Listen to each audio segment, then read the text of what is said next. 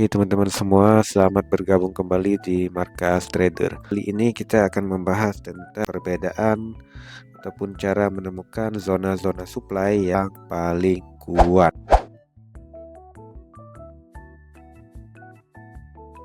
Nah, ini sangat berguna apalagi untuk khususnya kepada trader yang memakai yang namanya touch entry. Yang mana touch entry biasanya dipakai untuk limit langsung di area demand ataupun supply dan langsung memakai level stop loss tanpa menunggu sama sekali yang namanya konfirmasi. Nah, ketika harga balik retest, maka kita ataupun order kita akan terpicu secara otomatis tanpa memerlukan zona ataupun konfirmasi lanjutan. Oke, di sini saya sudah gambarkan 3 perbedaan mendasar antara zona supply dan zona supply yang tidak kuat. Oke, yang pertama yaitu zona supply yang paling kuat. Ini bisa ditandai dengan base ataupun konsolidasi yang mana ketika konsolidasi hanya memerlukan 1-2 candle saja. Nah, apabila kita mendapati drop, kemudian konsolidasi dengan 1 candle dan kemudian drop lagi, maka dapat dipastikan ataupun biasa jika retest lagi ke area ini, maka akan langsung drop dengan signifikan dengan candle dan volume yang sangat besar. Nah, ini jenis yang pertama.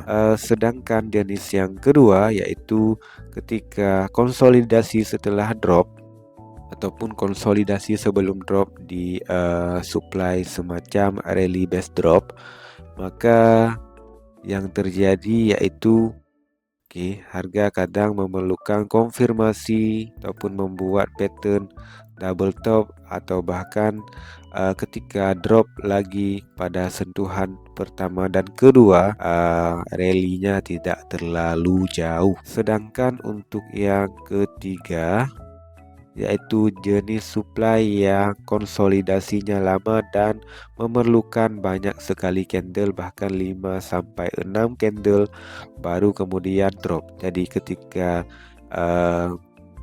price retest ke area ini, dropnya tidak akan jauh. Apalagi muteratan harga dari ataupun breakout daripada area konsolidasi ini, candlenya ataupun rally-nya sangat pelan. Nah, ini adalah weak atau weak base. Dan yang kedua pertengahan. Dan yang pertama strong supply. Kita coba cari contoh di pair BTC USD. Nah, di sini sudah saya gambarkan ataupun sudah saya marking jenis yang pertama yaitu strong supply. Jadi ketika harga drop, kemudian setelah drop membuat candle konsolidasi hanya satu saja. Teman-teman bisa lihat ini hanya satu saja candle konsolidasinya, kemudian drop lagi ke bawah. Jadi ketika retest, retest apa yang terjadi? Candle ataupun price akan turun, rally drop ke bawah dengan sangat tajam dan membuat yang namanya candle Marubozu beserta volume yang sangat tinggi. Nah, ini adalah ciri daripada drop base drop ataupun supply yang pertama yaitu strong supply. Nah, ini adalah jenis yang kedua. Nah, kenapa saya menggolongkan kepada medium supply? Bukan berarti supply ini tidak bagus. Nah, teman-teman juga bisa memakainya. Nah, di sini bisa terlihat bahwa ini merupakan supply jenis rally base drop. Harga rally membuat base dan drop. Nah, di sini ada dua sampai 3 jika kita mengecilkan time frame-nya lagi. Jadi ketika harga berhasil drop dari area konsolidasi ini, dropnya tidak terlalu signifikan. Ini bisa ditandai dengan satu saja candle yang tidak jauh rally daripada area yang pertama, kemudian drop dan drop lagi, sempat reject kemudian drop lagi. Jadi ketika retest ini bisa kita pakai untuk sell di sini, oke, dengan target di support ataupun di band selanjutnya.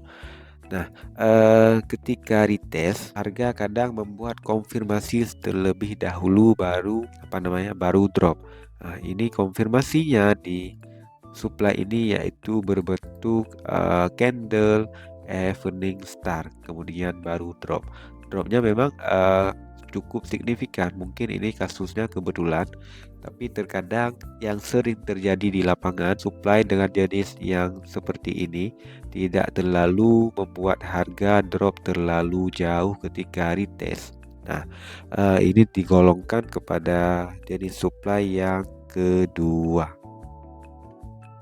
Sedangkan yang ketiga misalnya di sini, oke, di sini ada supply jenis yang ketiga, oke,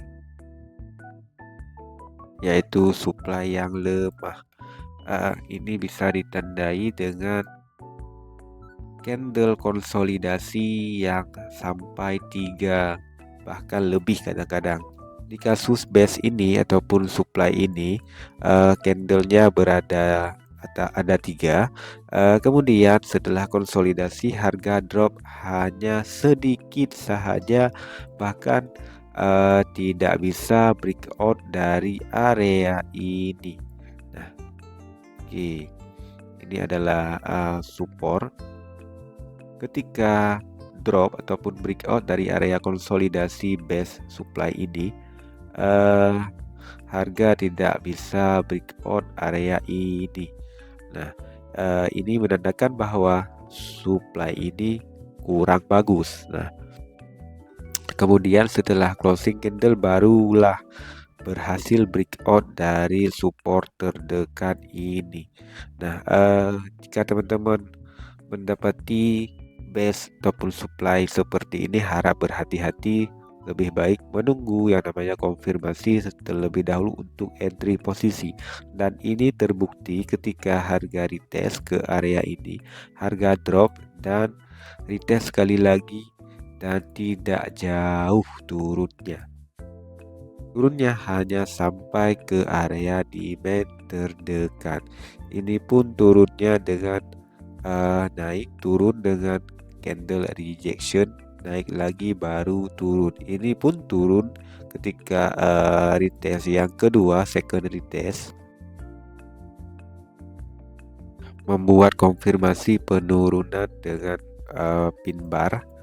Oke, candle pin bar seperti ini baru turun. Nah, apabila candle ini tidak muncul di area supply ini, lebih baik menghindari entry di demand ataupun supply seperti ini. Oke, mungkin itu saja materi kali ini. Untuk mengidentifikasi supply yang kuat, lebih baik teman-teman mencari area breakout daripada base dengan muteratan ataupun breakout yang sangat tajam rally-nya. Nah, bisa ditandai kemudian ketika retest bisa entry di area tersebut. Nah, untuk base jenis yang kedua ini sangat banyak, jadi masih umum dan bisa kita gunakan. Sedangkan jenis yang ketiga lebih baik kita hindari tanpa adanya konfirmasi lanjutan terlebih dahulu. Oke, itu saja. Semoga bermanfaat buat teman-teman semua. See you.